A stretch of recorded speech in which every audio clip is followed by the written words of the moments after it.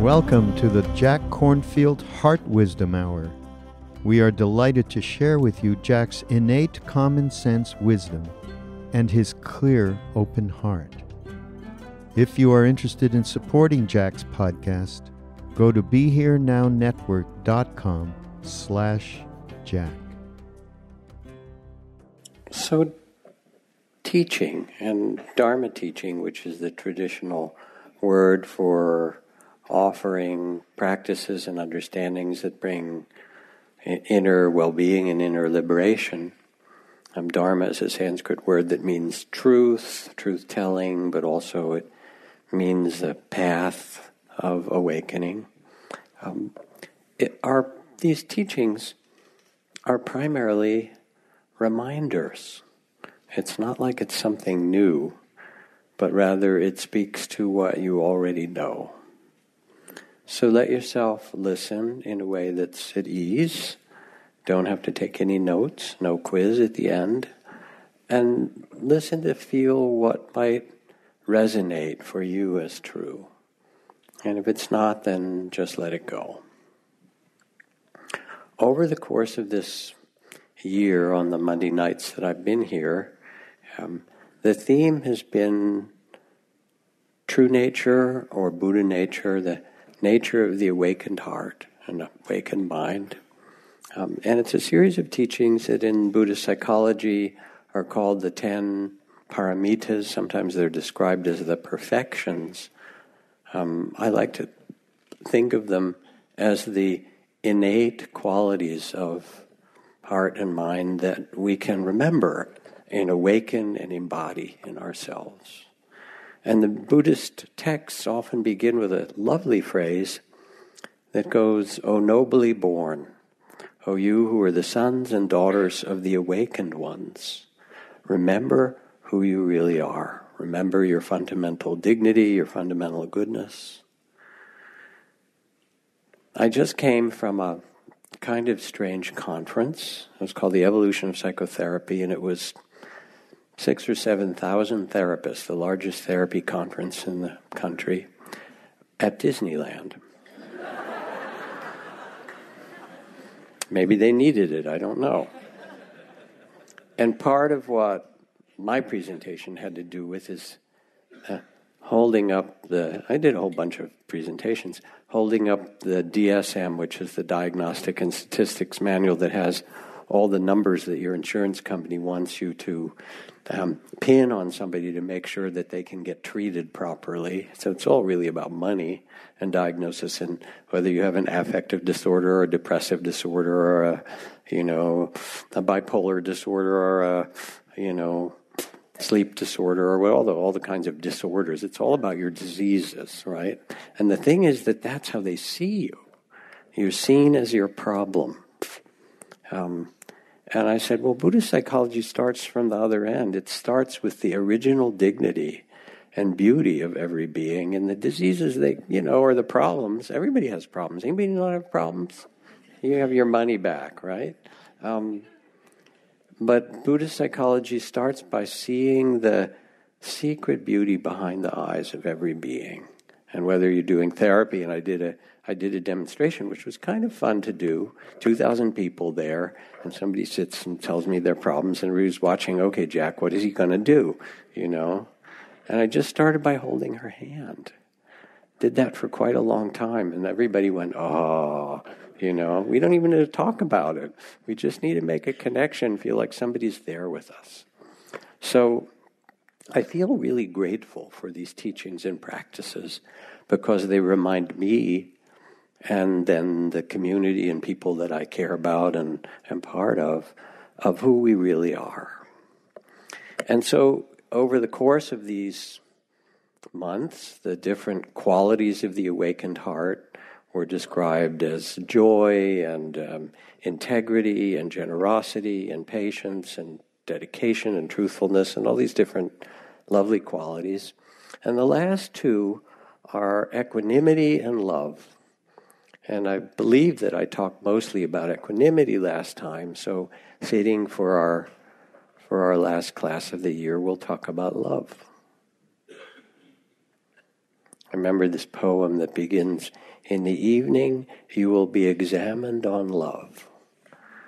And it's a beautiful line, in the evening of your life, or in the evening when you really reflect on what matters. Or I think of my teacher, Sri Nisargadatta in India, who said at one point, "Wisdom says I am nothing, and love says I am everything. Between these two my life flows." This very deep vision of who we are. And so really we're talking about timeless qualities that are there in every human being. And so when you sit, and you come and sit in meditation, we just did 20 minutes of sitting. For those of you who are new, congratulations, you made it through 20 minutes. Yes, there are practices to cultivate certain lovely qualities like compassion or forgiveness or presence. But mostly, the game is to sit and let the mind quiet and tend the heart and begin to listen to life itself, to the mystery of life. The question is not the future of humanity, but the presence of eternity. And so you're not meditating in order to fix yourself, which I know you have tried, and you had a little success, but that's really not the point. The point is instead to become present for the mystery of your life in a loving way, with loving awareness. And those slides that I showed, those images, are connected in a certain way with the fact that this is the solstice. And every day, 500,000 pounds of cosmic dust land on the earth. Okay, what that means is that as our planet is circling our home star, it is also moving through the space of the galaxies around the arm of the Milky Way. And it's not just empty space, but there's all this cosmic dust. It's actually what you're made of, by the way, but we'll talk about that, your body anyway. And all the time, cosmic dust is raining down on our planet. And all the time, at the same time, we human beings are going through this metamorphosis called birth and death. And so I've talked about the woman in Colorado, I can't remember her name right now, the artist who made the Salt Monument, this beautiful wooden chapel in which there's a huge lucite crystal that turns every 24 hours, filled with 7.2 billion grains of salt. And every morning, morning and evening, how does she do this? Yes. Every morning, as the priestess, she takes a little vial of 250,000 grains of salt and pours it in the top and makes a prayer for all those who were born that day. And then every evening, she draws off a little vial of 200,000 grains of salt for all those who left and who died that day. And she does this every day as a priestess for the hundreds of thousands who come in and go each day. I mean, this is us. This is human incarnation, and it's so mysterious. And the earth is turning, and tomorrow night maybe, or the next one will be the longest night of the year, and then everybody around the world in their own way, or almost everybody, finds some celebration for the light to return. Here we are in the northern hemisphere for right now, and whether it's Christmas or Hanukkah or Kwanzaa or, whatever holy holiday it is, there's something about the return of the light. As my poet friend Dina Metzger writes, "Give me everything mangled and bruised, and I will make a light of it to make you weep, and we will have rain and begin again."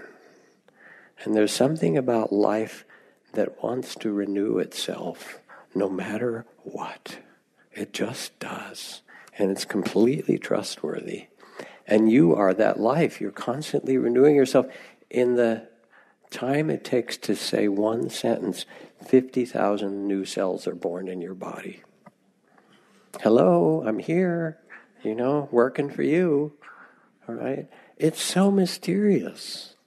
So then what are you going to do with this? How are you going to navigate this mysterious human incarnation? After his enlightenment, as the story or the myth is told, the Buddha sat there for a while under the tree of enlightenment. And then it said he gazed around the world with eyes of compassion that could see at great distances. And when he looked across the wide world, he saw beings everywhere who wanted to be happy, but many of them doing the very things that would create suffering. And tears began to stream down his cheeks. When they hit the ground, it's said they turned into the goddess Tara, who became the bodhisattva of compassion, to offer compassion to the whole world. But he saw that beings want to be happy. And then he said, I have found a way for us to be happy as human beings. Let me walk as he did for the benefit of beings and remind them of what's possible. So for 45 years, he walked the dusty roads of India, encountering one person after another and saying, you too, hey, here's a way to awaken, here's a way to be happy. So meditation is not a grim duty. There's a certain way that for certain people, spiritual practice gets mixed up with, vitamins and cod liver oil or something. You have to do it, right? And it's not that. It's a reminder that we can quiet ourselves and talk to the heart and listen. What really matters? I have this letter I've read before that came from a middle school student when their class came to Spirit Rock. And it's written in that sort of tentative middle school script with bad spelling and all. Dear Jack, our middle school came to your center to learn meditation. At the time, I didn't think it mattered much, and I just wanted to sit with my friends.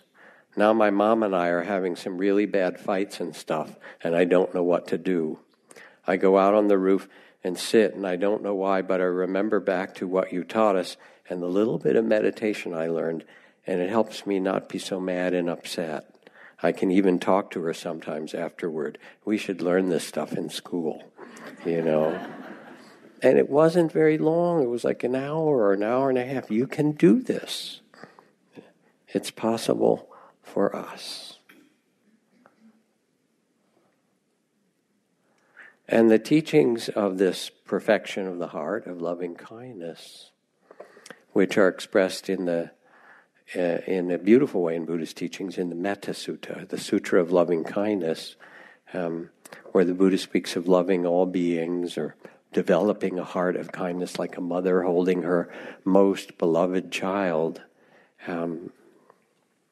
They were taught, actually, when some monks and nuns had gone into the forest to practice, and there were all kinds of the sounds of wild animals and ghosts and spirits or whatever one wants to listen to in the forest. And they came back and they said, it's scary out there. And the Buddha said, I will teach you a practice that calms your fears. Listen, my friends, we need this right now. There's a lot of anxiety running around in our culture, and there's a lot of people trying to make you afraid. And the wild animals, as one of my teachers who lived in the jungle said, I'm not worried about the animals out there, the tigers and the, bears and things like that. You want to see a dangerous animal, look in the mirror, right? But anyway, so there's a lot of anxiety, and the teachings of loving kindness are an antidote to this.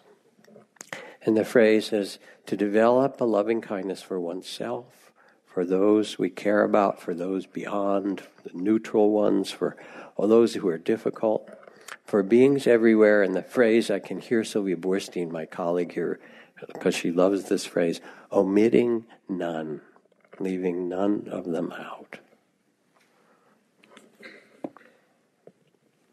This is the biblical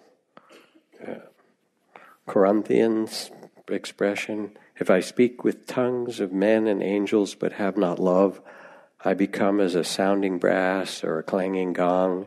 And if I have the gift of prophecy and know all knowledge, and if I have all faith so as to move mountains, but have not love, I am nothing.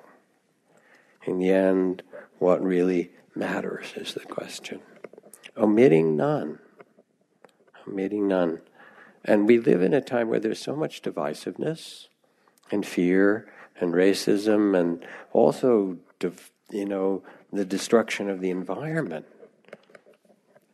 And there's the quality of loving kindness. Omitting none means to bring them all in, to listen to every part. Zen poet EQ says, every day I hear the priests chant the sacred words. They should learn to read the love letters sent by the wind and the rain, the blossoms and the moon. That the world itself, that mysterious world you are seeing, all those amazing pictures, is talking to you, saying, here you are on this extraordinary planet. Please listen. Please pay attention. And then the instruction is to love, omitting none. Now, I just came back also from teaching with Ram Dass. Many of you probably know him.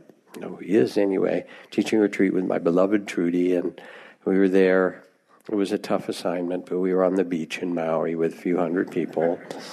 And Ram Dass is now 86, and he's in this wheelchair after a stroke, and he has aphasia, so he speaks somewhat slowly with some difficulty, but his mind is clear, and he's become Mr. Love, basically. He just loves everything. Omitting none. And it's really clear because when you go to his home, he has this great big altar in his living room, and there's Buddha and Kuan Yin and Mother Mary and pictures of Gandhi and Anandamaya Ma and pictures of all these great saints and Guadalupe and Jesus and his guru and various other great teachers and so forth. And for a long time in the middle was a picture of Dick Cheney. And he said, this is my practice. As Father Greg Boyle, who works at Homeboys Industry, he said, sometimes you have to work with Jesus in his least recognizable form, basically. But Ram Dass says, I love it all. I love this room. I love the people in front of me. I love the sky. I love everything. And he keeps saying it as a thing. You think, oh yeah, all right, somebody says, I love you. And you go, yeah, that's a good moment. But how long will it last, right? They have other feelings. And he just goes on. And pretty soon you start to get in this field of love and actually believe him.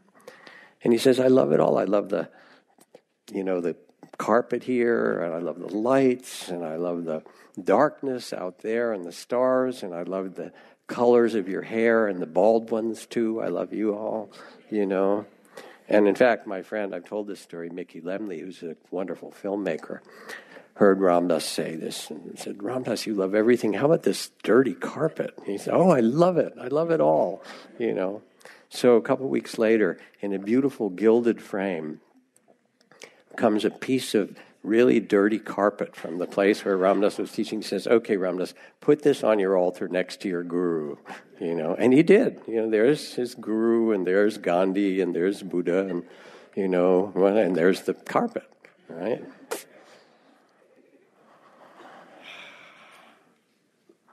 Here you were, born in this human incarnation, right? No one knows quite how we got here, but we have it. And what are you going to do with it? What was born into you is love. Lots of things born into you, but one of the central qualities born into you as a human being, and all you have to do is kind of look at the gaze of a newborn and their mother, as assuming a healthy birth and not a lot of trouble in that regard.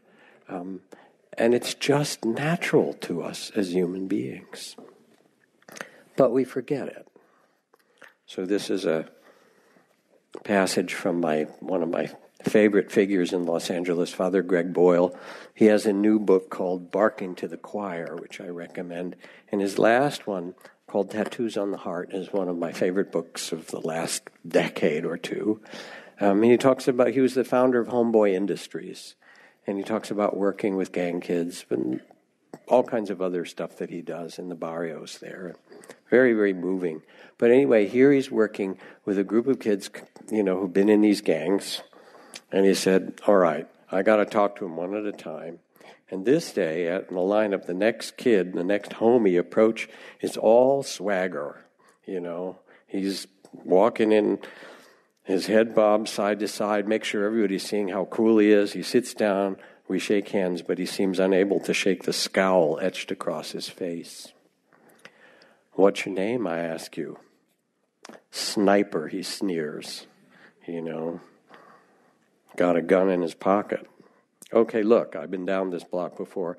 I have a feeling you didn't pop out of your mom and she took one look at your ass and said, Snipers, come on, dog, what's your name? Gonzalez. He relents a little. Okay, now, son, I know the staff here will call you by your last name. I'm not down with that. Tell me, mijo, what's your mom call you? Cabron. There's even the slightest flicker of innocence in his answer. Oh, yeah, dude. But, son, I'm looking for birth certificate here. Come on, and we sit quietly. The kid softens. I can tell it's happening, but there's embarrassment and a newfound vulnerability. Okay, Padre. Napoleon, he managed to squeak out, pronouncing it in Spanish. Wow, I say, that's a fine, noble, historic name. But I'm almost positive that when your Jafita calls you, she doesn't use the whole 9 yards here. Come on, mijito. Do you have an apado? What's your mom call you? And then I watch him go to some far distant place, a location he has not visited in some time. His voice, body language, whole being are taking a new shape right before my eyes. Sometimes, his voice so quiet I lean in, sometimes when my mom's not mad at me, she calls me Napito. And I watch this kid move, transform from Sniper to Gonzales to Cabron to Napoleon to Napito. We all just want to be called by the name our mom uses when she's not pissed off at us. So who are we? We have all these roles and all these things that we do, but what was born into us? What is our nature? And when we remember that love, that underneath there's a vulnerability and a beauty and a kind of courage, both to be touched by the world and to respond to the world, then we find both tears, not just the tears of what happened to you in your own personal trauma, but something that are called the tears of the way. The heart's just touched and it's poignant, life itself. If you search for the awakened heart, you find, says Chogyam Trungpa, that you're looking into space. There's nothing tangible, but if you put your hand through your ribcage and feel for it, what you find is tenderness. You feel sore and soft, and if you open your eyes to the world, you feel a kind of sadness that doesn't come from being mistreated or insulted or impoverished. This experience of sadness is unconditioned. It occurs because your heart is completely open, exposed. It is this tender heart, the tender heart of a warrior, that has the power to touch and heal the world. So you get quiet and you really listen and you remember this is in you. But also what is in you is a child of the Spirit, is the spirit of joy. This is also born in you. And especially for this solstice time of renewal, this is why you can see 90-year-old widows committed to tending small flowers in the spring, and 10-year-olds with very little to eat care for stray kittens, holding them to their skinny chests, and painters going blind paint more, and composers going deaf writing great symphonies. As we give ourselves to life, it floods through us. It will renew itself. As Pablo Neruda says, you can pick all the flowers, but you can't stop the spring.